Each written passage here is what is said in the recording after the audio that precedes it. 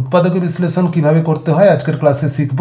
তো x square plus 7x plus 12 আছে। তো আমরা প্রথমে কি করব, আমরা এক্স স্কোয়ারটাকে লিখে দেব প্লাস এখানেতে 7 এর জায়গাটাকে কি করবে, একটা ব্র্যাকেট দিয়ে রেখে দেবে, এরকম মাঝে একটু গ্যাপ রাখতে হবে।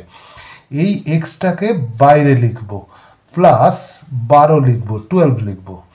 এইবার কি করব দেখো, এই মাঝের এমন দুটো সাইন লিখব, মাঝখানেতে সাইন থাকবে, এমন দুটো সংখ্যা লিখব যার মাঝখানে সাইন থাকবে প্লাস, অর্থাৎ এখানে লিখব প্লাস, কারণ হচ্ছে যে শেষ সাইনটা, অর্থাৎ হচ্ছে যে 12-র আগে যদি প্লাস আছে বলে প্লাস লিখলাম, যদি মাইনাস থাকতো মাইনাস লিখতাম।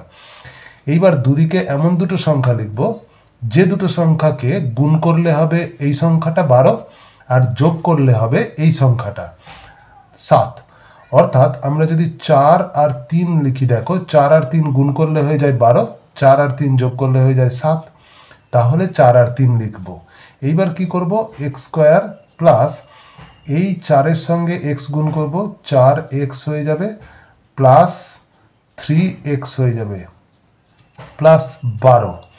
এইবার কি করব না, এই দুটো রাশি থেকে আমরা কি কমন নিতে পারছি দেখব, আমরা x কমন নিতে পারছি। তাহলে এখানে একটা x পড়ে থাকছে আর এখানে পড়ে থাকছে শুধু 4 পড়ে থাকছে, কারণ x স্কোয়ার, xকে 4 দিয়ে গুণ করলে 4x হয়, প্লাস এই দুটো সংখ্যা রাশি থেকে আমরা কি কমন নিতে পারছি, 3 দিয়ে দুটোকেই ভাগ করা যায়। দেখো 3 দিয়ে 3xকে ভাগ করলে শুধু x পড়ে থাকে, আর 3কে 4 দিয়ে মানে 12কে ভাগ করলে হবে 3 দিয়ে, হবে 4, 3 4 12, অর্থাৎ x প্লাস 4 দুটোতেই একই আছে। দেখো তাহলে আমরা এই দুটো থেকে কি করতে পারি, x প্লাস 4 কমন নিতে পারি।